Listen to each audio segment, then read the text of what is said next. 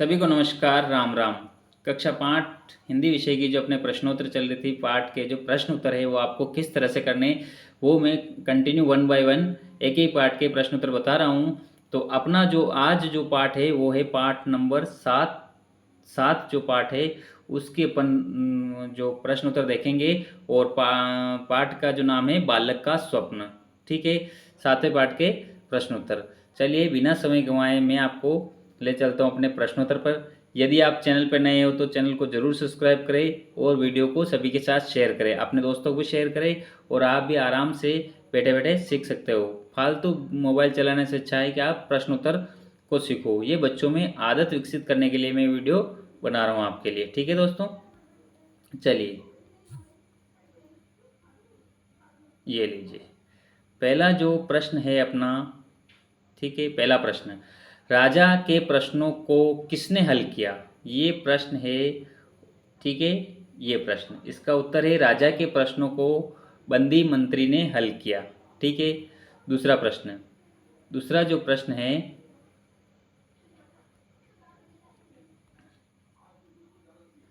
एक सेकंड में colour change कर लेता हूँ। दूसरा दूसरा जो प्रश्न है, सेठ ने पहली बार स्वप्न की बात बालक से कब पूछी? तो स्वप्न देखने के अगले दिन पहली बार सेठ ने बालक से स्वप्न की बात पूछी। यह आपके दूसरा प्रश्न है। तीसरा प्रश्न का उत्तर आपको बताना है, कमेंट लिख के जरूर बताना है कि राजा ने मंत्री से कितने प्रश्न पूछे। ये आप कमेंट लिख के बताना है कि ये बहुत ही सिंपल प्रश्न है। और आप, मैंने जब समझाया था पाठ को, उसमें भी आपको अच्छी तरह से बताया था कि राजा ने मंत्री से कितने प्रश्न पूछे। तो राजा ने मंत्री से 3 प्रश्न पूछे। कितने प्रश्न पूछे? 3। कितने पूछे? 3। तो ये प्रश्न आपको कमेंट में जरूर लिखना है, इसका उत्तर आपको लिखना है। प्रश्न नंबर जो है 4, प्रश्न नंबर 4 जो है वो, एक स्वप्न का बालक पर क्या असर पड़ा? जो स्वप्न देखा बालक ने उसका उस बालक पर क्या असर पड़ा? ठीक है, तो स्वप्न का असर जो पड़ा कि स्वप्न देखने के बाद बालक दृढ़ निश्चय हो गया और अपने लक्ष्य को पाने के लिए हमेशा मेहनत कर रहा है। तो बच्चों, आप भी चैनल को जरूर सब्सक्राइब करो और अपने संकल्प ले लो कि हमें आज से मेहनत करनी ही करनी है। ठीक है, आप अच्छी तरह से मेहनत करो, सफल हो। साथ ही इस चैनल पे मैं नवोदय की तैयारी भी करवा रहा हूँ, तो आप अच्छे से अपनी नवोदय की तैयारी भी कर सकते हो।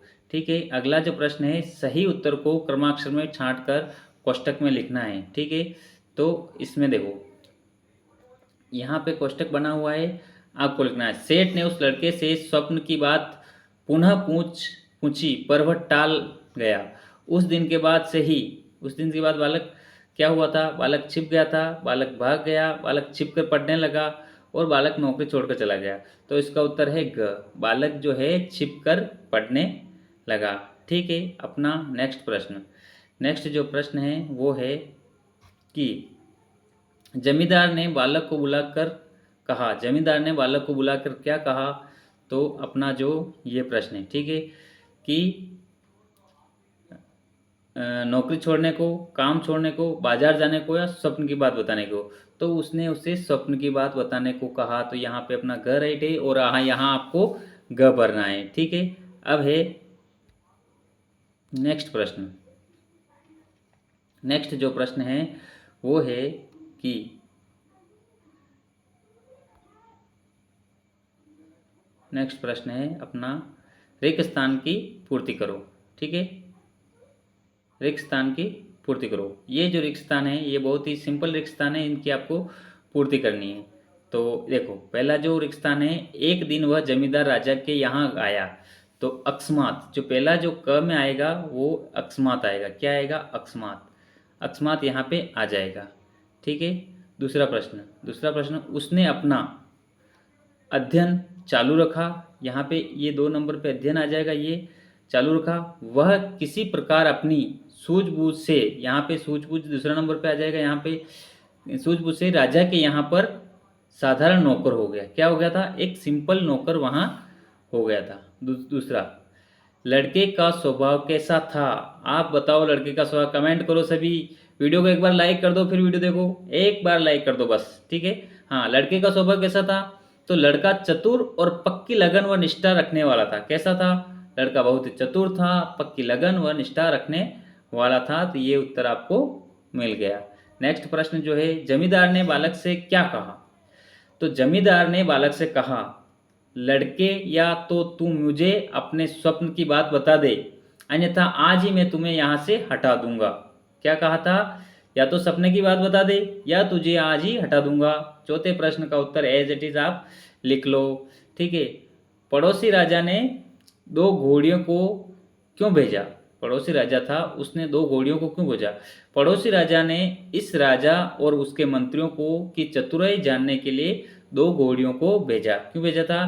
कि इस राजा की जो चतुराई है वो जानने के लिए 2 घोड़ियों को भेजा था। प्रश्न नंबर 6, राजा ने मंत्री को क्या धमकी दी? तो राजा ने मंत्री को धमकी दी कि या तो वह स्वप्न के बारे में उसे बताए या फिर दंड के लिए तैयार हो जाए। राजा ने मंत्री को धमकी दी, या तो सपने की बात बता दे या फिर दंड के लिए तैयार हो जा।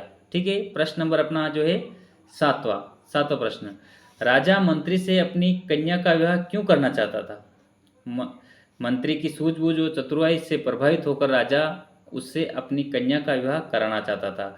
राजा मंत्री से अपनी कन्या का विवाह क्यों कराना चाहता था? क्योंकि मंत्री की जो सूझबूझ और चतुराई थी उससे राजा प्रभावित हो गया और अपनी कन्या का विवाह कराना चाहता था।